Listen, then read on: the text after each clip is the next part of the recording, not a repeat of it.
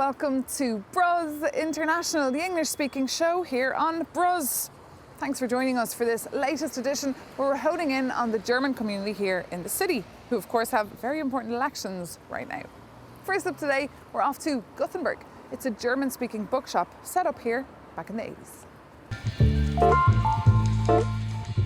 Ich habe meine Ausbildung bei Westermann in Braunschweig gemacht. Dann bin ich nach Freiburg gegangen und dann habe ich Freunde kennengelernt, die vom Max-Planck Institut hier nach Brüssel gegangen sind. Und die haben dann gesagt, du hast doch die Idee einer Auslandsbuchhandlung und Exilliteratur. Wäre Brüssel nicht ein Standort? Damals waren nur die Gründungsmitglieder der Europäischen Gemeinschaft. Und dann habe ich natürlich geschaut, wo müsste die Buchhandlung liegen. Und dort habe ich dann 1981 begonnen, die Buchhandlung zu gründen, so bis 1990. In der Zwischenzeit habe ich meine Frau kennengelernt. Ich habe meinen Mann in den 80er Jahren, 1986 genau, in Dresden kennengelernt. Ich habe da in einer internationalen Buchhandlung gearbeitet. Dann bin ich irgendwann nach Brüssel gegangen. Das war dann 1988. Und seitdem bin ich hier, lebe ich hier und bin sehr gern hier. Und 1990 sind wir dann gegenüber vom belgischen Parlament dorthin gezogen. Und es war im Grunde ein Übergang zwischen Unterstadt und Oberstadt, also ein idealer Platz. Und hier haben wir aber schon 1997 angefangen, also parallel gab es dann 2 Buchhandlungen. Und seitdem besteht diese Buchhandlung. Und als ich dann hier geschlossen habe, sind viele Kunden aus der Stadt, die heute noch mit der Metro oder mit dem Auto hier rausfahren, können hier hinter der Buchhandlung auch parkieren.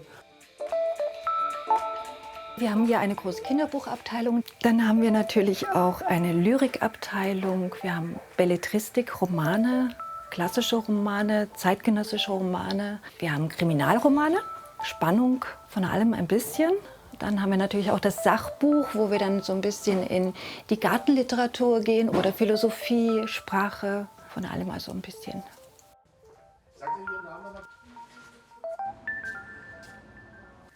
Next, in this report, we find out all about the think tank, the Rosa Luxemburg Foundation. It was set up back in the 90s and it's associated with the far-left party, Die Linke.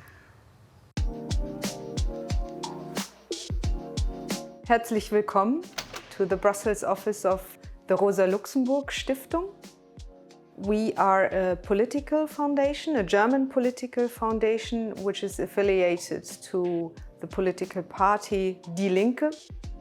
As a left foundation, we are committed to democracy, feminism, international solidarity and democratic socialism.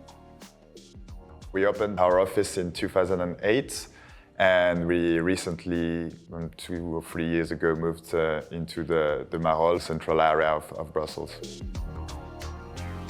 Rosa Luxemburg was an extraordinary woman and thinker of her time. Die Stiftung is guided by the legacy of its namesake. She belonged to the marginalized group in every possible way. She was a socialist, she was a woman, she was Jewish and Polish, so she had really difficult times, but was politically super active. And also over the time, I mean, she fought herself into the leadership of the biggest socialist party of her time. The Brussels office is here clearly because the European institutions are set in Brussels. We are having a close look to what specifically the Commission is doing, which are the policies of the European Union, because we know that they have an impact at European level, but also outside Europe. But we are not only working in Brussels, but have also more than 10 other countries we are working in and collaborating with actors in different European countries.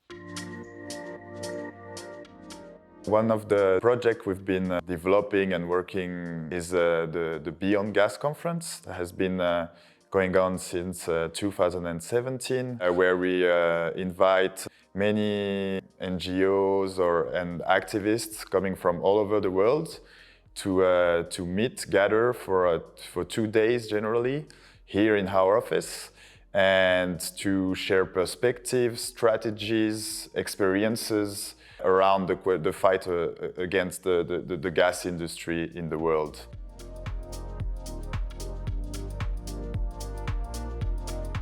What we do is political education. We create critical analysis.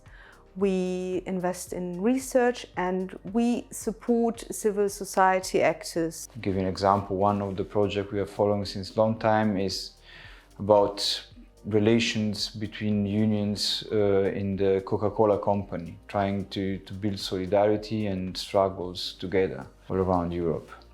The goal there is to give a floor for these unions to meet, to share which are the problems in the different plants, and to discuss also possible common strategies to face the policies of the management.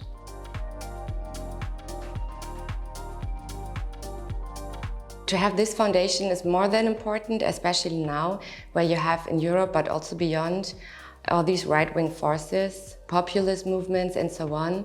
So the foundation is not only working alone, but collaborating with other leftist and also progressive forces all over Europe to build a strong left in Europe and beyond.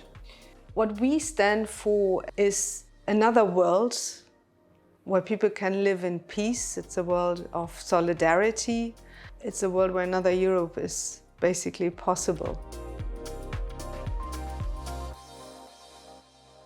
Next in this report, we tell you all about the Goethe Institute, the place that you need to go if you want to learn the German language or find out more about the German culture. So, wir sind heute im Goethe Institute. Vielen Dank. Ja, herzlich willkommen hier in unseren neuen Räumlichkeiten des Goethe-Instituts. Wir sind noch mitten im Auspacken.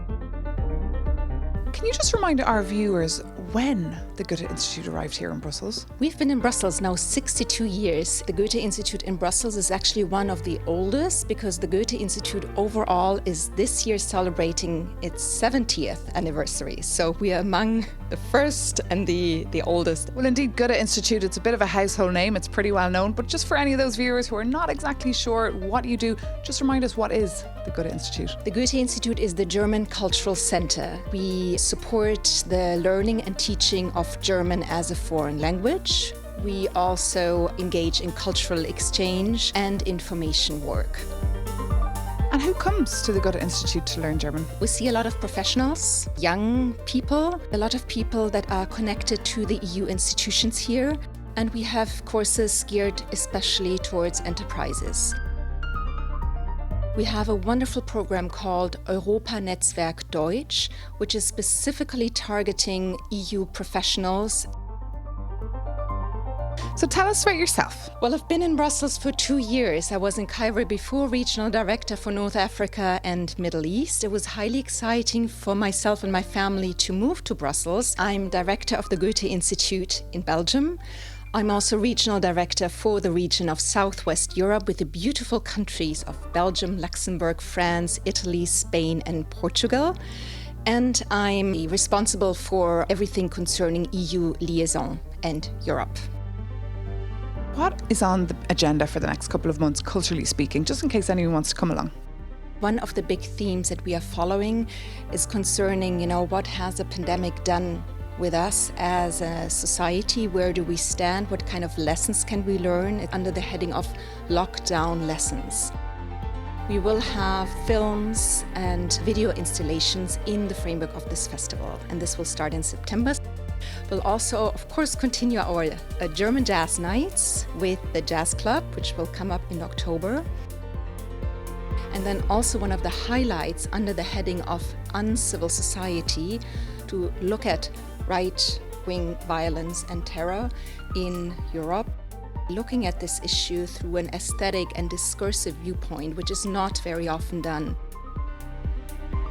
Okay, thank you so much. It's been an absolute pleasure. And for anyone there who wants to learn German, now you know where to come, but sign up quick because I think inscriptions are just till the end of September, right?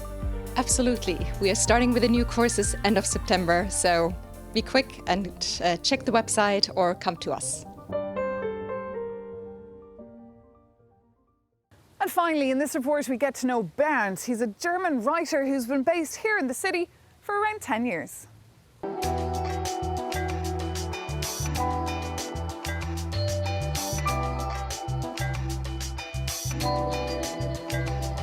I am from a small town in northern Germany near Hanover. In 2008, I decided that I needed a change in my life. I made a bicycle trip through Holland and Belgium just to get a bit fresh air into my mind. And when I arrived in Antwerp, I thought, here for 2 months, I would like to live for an experience. Now we are 13 years later, and I live in Brussels since 10 years. So I feel a kind of home here now.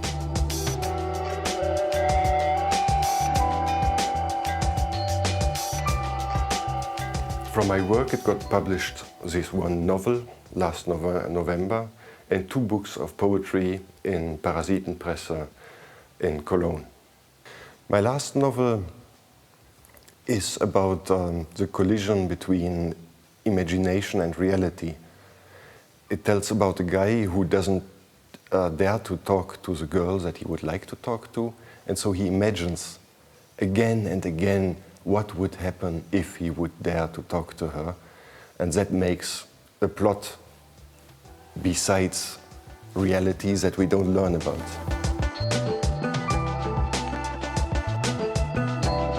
I am working now on a new novel, which will be about secrets of families. So again, about imagination and reality in a way, but in a more realistic, more anchored in the reality, because I want to speak about a family.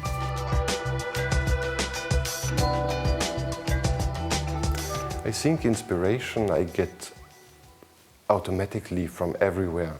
It can be preparing food, reading a book, talking with people, making a walk.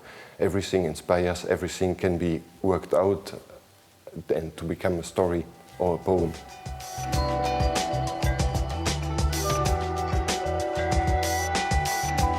In Brussels, I enjoy most that it's very various and unpredictable life here.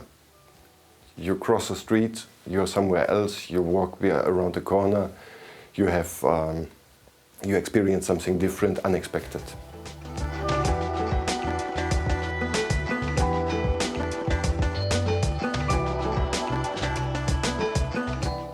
I have to say now, after 13 years, I don't miss anything anymore. Brussels is so rich and is home for so many cultures that you find nearly everything also. And besides that, if I'm really getting homesick, Germany is very close.